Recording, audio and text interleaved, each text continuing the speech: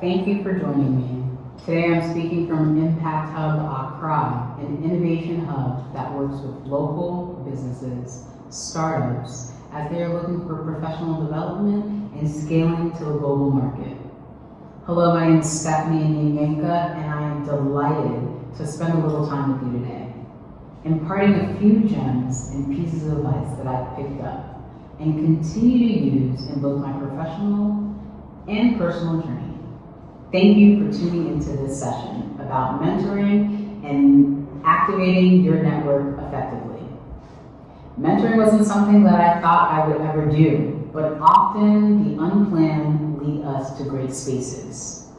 As for networking, being a first-generation American, I believed it was more inherent to network effectively, as the networks of my parents were not as generationally entrenched as others.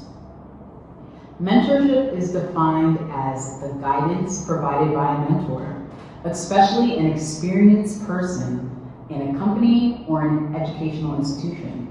I also looked up a couple synonyms: counselor, tutor, a guide, and teacher. Oprah Winfrey has a quote about mentorship that I love. Nobody does it alone. Nobody has done it alone. We are all mentors to people, even when we don't know it. We gain our greatest lessons from our family. They are our trusted guides and teachers through this journey called life. We gain our first mentors from our inner circle. I consider my maternal grandmother and closest grandparent a blessed memory, one of my closest and greatest mentors. Mrs. Amelia Rose Yanka was a teacher and a businesswoman and a no-nonsense kind of lady. She, for as long as I can remember, constantly dropped gems of knowledge. Two quotes I always remember from an early age: common sense cannot be bought, and empty barrels make a lot of noise. Honestly, it took time and age to pass for me to truly realize the lessons of these gems, but I often find myself saying them in various situations, and it prompts me to remember the lessons I've been taught. Generally, outside of family is where we find our mentors. Just as this great event has brought us together today, She Builds works to highlight women in the areas of science and technology while creating opportunities for underrepresented groups to thrive and become successful. There are programs, organizations, foundations whose sole mission is to set out and bridge a gap. West Virginia University had such a program. I was blessed to not only be a recipient, but later give back as a mentor. Many universities require freshmen to take a university orientation course of sorts. The PASKey program used a peer-to-peer model, offering a comprehensive program to minority freshmen, teaching them how to manage their time, money, other life skills, and most importantly, how to be a good citizen. The difference with PASKey was that you had an upperclassman as your mentor to aid you in navigating your freshman year. This course aided students to better acclimate in their transition from high school to university life, while cultivating a close-knit environment for minority students on campus. Whether it was advice on how to handle the jump to university, manage your course load, which professors to take, which to avoid. Mentors, just having gone through the same route, tried to express their mistakes they had made and how to avoid making the same. Through lessons in teamwork, community service, professional development, career exploration, and cultural awareness, mentees were equipped with the necessary tools to be successful throughout their collegiate career and beyond. PASKey also made a good point to have students give back through drives to raise funds, of collected goods for local charities, cooking a meal at the local shelter, dropping off a dinner at the Ronald McDonald House. PASKey was so much more than just a course to log a credit hour. It took students out of their normal comfort zones, introducing them to new people and ideas, encouraging them to open up and really get to know each other. I often tell people I cannot imagine my WVU experience without my mentor, Cynthia Perez. And I am so serious and sincere. A good friend often says this, but it's the truth. Cynthia was the best mentor I could have ever asked for. My unofficial academic counselor, big sister, and person I knew I could count on. She always said we could give her a ring and with no questions asked, she would come to our assistance. Cynthia went above and beyond as our mentor, often calling to check up on us, pointing us towards resources we didn't even know existed, and inviting us over for a good home-cooked meal. I mean, cafeteria food was only good enough for basic sustenance. I'm forever grateful for her friendship, which spans nearly 2 decades and still runs strong today. Cynthia, ever the teacher, suggested when my time came, I should become a mentor as well. Though I was hesitant at first, I took her suggestion and was fortunate to be selected. I often had Cynthia's example in my presence of mind when I had my first class of mentees, my kids I affectionately called them, trying to help guide the newest class of minority freshmen on their WVU journey. I enjoyed being a mentor so much, I went on to mentor 2 more years with my grandkids and my greats. I gave my students the same promise that was given to me. Anytime, with no questions asked, I would come and assist to the best of my ability. I did, over the 3-year span, get a few of those late night calls, but I was happy to know that I was someone they too could count on. I learned so much from each class and enjoyed imparting the map legend I had curated thus far in my WVU journey. We couldn't babysit our mentees, but did our very best to point them on the best road to success. Some of my closest and longest running friendships to date were spun from the extended web past spun. A quick shout out to my school fam. Not for self, but for all. I searched the definition of networking and found that it is an exchange of information and ideas among people with common profession and special interests, usually in an informal setting. Our networks include family, friends, colleagues, social network, and groups and organizations we belong to. Networking often begins with a simple point of common ground. Activating your network is vital to career growth, where the building of long-term relationships is fundamental. The trials we encounter often better prepare us for what is to come. Having a strong network can assist in overcoming said trials. A good friend from my days on the Hill recently told me that you have an uncanny ability to remember good people and how they can contribute at large. He continued that being a good connector is such an important piece to any success. Thank you, David O. Another great friend from my days on the Hill, my sister fam, Audra, who I work with at the Ghana Diaspora PAC, often tells me, Stephanie, you need to access the network. The network is wide, and how many times have we been able to make links from such? Comments such as these, I've often heard how important it is to engage your networks, and when you hear something positive enough times from others, you must learn to make it your own. Own it. During my early days on the Hill, within my orbit, I was quickly gaining contacts and passing along events of interest, briefings, panel discussions that were happening on the Hill and around DC. In order to best keep track of the ever-growing contact list, often forgetting a name or two on an email blast that went out, I created a Google group to better organize, naming it Say Connects. New friends and acquaintances were able to come to one location to see the rundown of events and conferences happening in and around the city. I finally decided to own being a nearly unaware connector, and I am continually impressed with the connections and simple thank yous I'll get from sharing information. Even after leaving the Hill, this listserv is still strong and around today, where from time to time, I will send around the freshest happenings. Today, technology allows us to reach people in networks we wouldn't have been able to do due to geography or lack of direct connections. The likes of LinkedIn have changed how we engage with others professionally. How many times have you read an article or attended a panel discussion on the importance of using LinkedIn during job searches or when looking to make connections? Social networks have done the same in more informal settings. I mean, how many DMs are in your inbox? As I slowly built my network, I found that the people we were also coming for advice and resources. I, in turn, continue to learn from every encounter and meeting.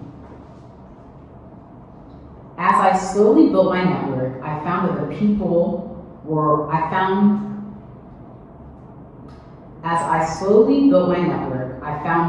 people were coming to me for advice and resources. I, in turn, continue to learn from every encounter and meeting. I certainly don't know everyone, but actively use my network daily to connect, gain knowledge, information, and grow. A hack that I often use from an experience on the Hill was a gentleman at a reception, after meeting him and asking for my business card, asked for my birthday. I found that a little odd. He turned the business card over, wrote the event that we were at, wrote down its date, and then my birthday. He said doing this allowed him to better remember connections made at events. I began to do the same and found it most helpful when going through just a stack of cards. Working on Capitol Hill was the best finishing school and wildest baptism by fire.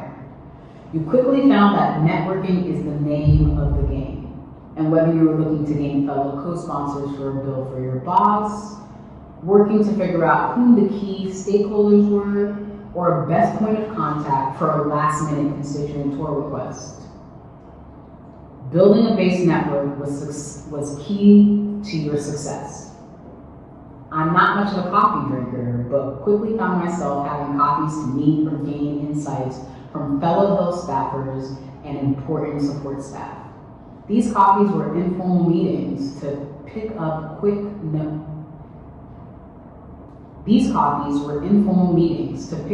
more Hill know-how and build your network, because as I was often told, you never know whom you may meet that can be of assistance in the future. This is a lesson that rings true in our everyday lives. Remain prepared, kind, and humble to those we encounter is a good rule of thumb. Another hack I used to use that I learned that I would use during these coffees is I would do my best to show up early, ask for a cup of hot water, and drop in my own bag of tea that I brought.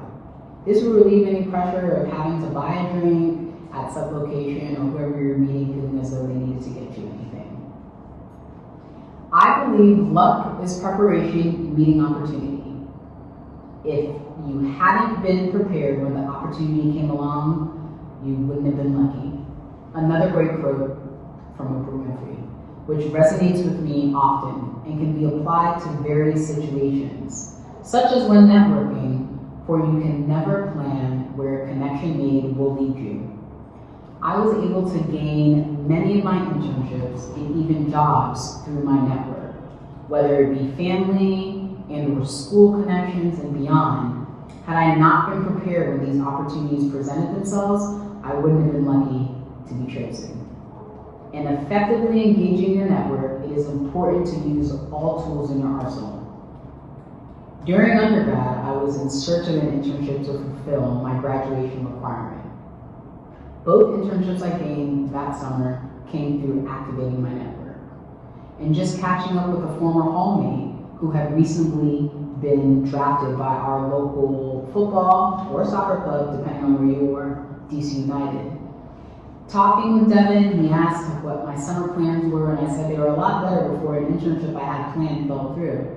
He remembered I was a sports management major and said, send me your CV. I'm only a rookie, but let's see where it can take us. I was fortunate enough to be selected by the Community Relations Department and had an amazing summer with the club. Another internship I was able to secure that summer came from calling my high school soccer coach. who said that our former trainer, Uncle Sully, as I affectionately call him now, had begun the first minority-run youth soccer club in our area. He said, let's give him a call and see if he may know someone that can plug you in. After one conversation with Uncle Sully, he said, come work with me at the club whenever your obligations are not to DC United. That experience with Premier AC still rings true today, and over a decade later, I'm still involved with the club and working with the local youth, of which I so much enjoy. Knowledge should be acquired, but in turn should be shared. Unless protecting something proprietary, I always look to share from experiences and resources available.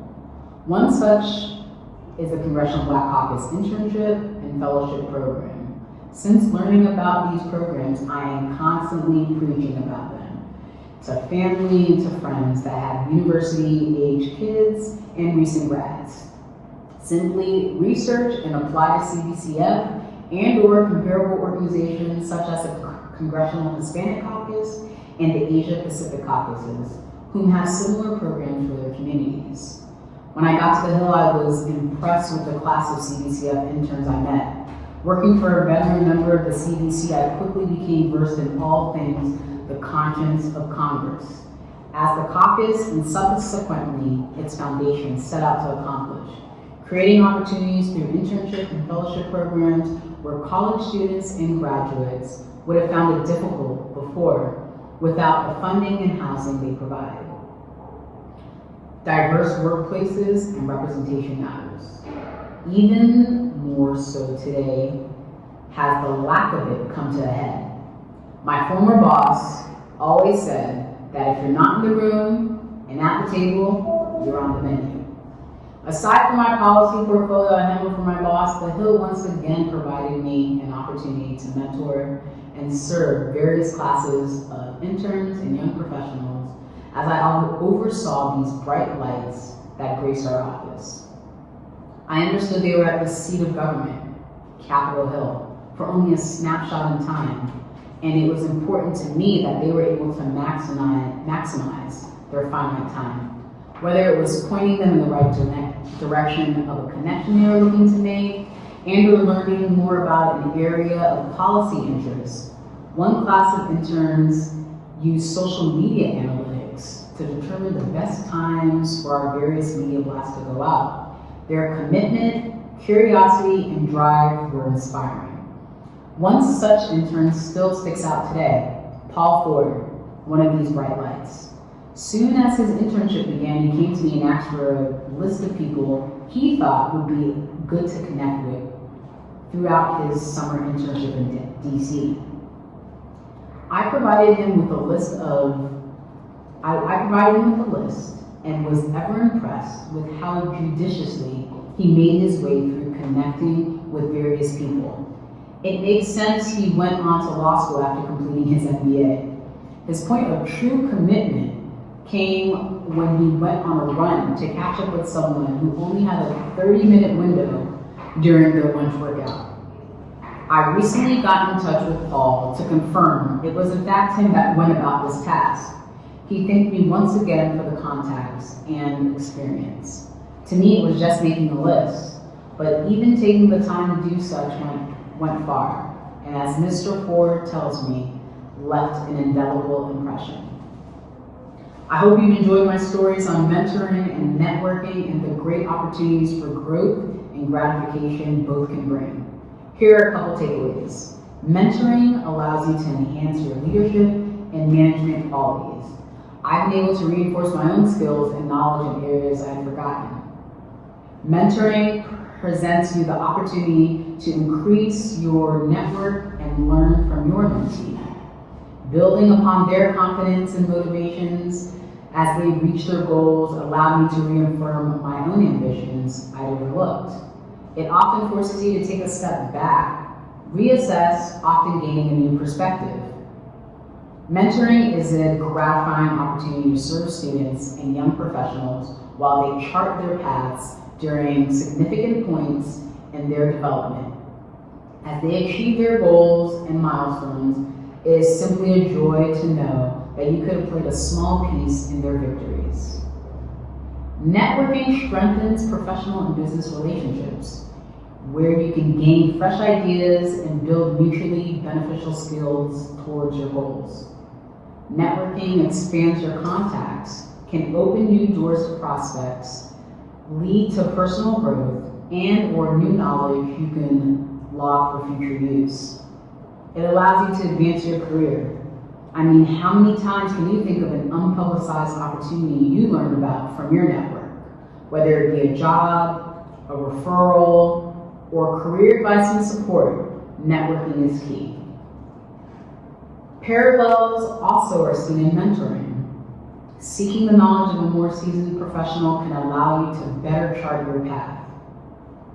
Networking doesn't come naturally to some, but remain confident and prepared, and try again.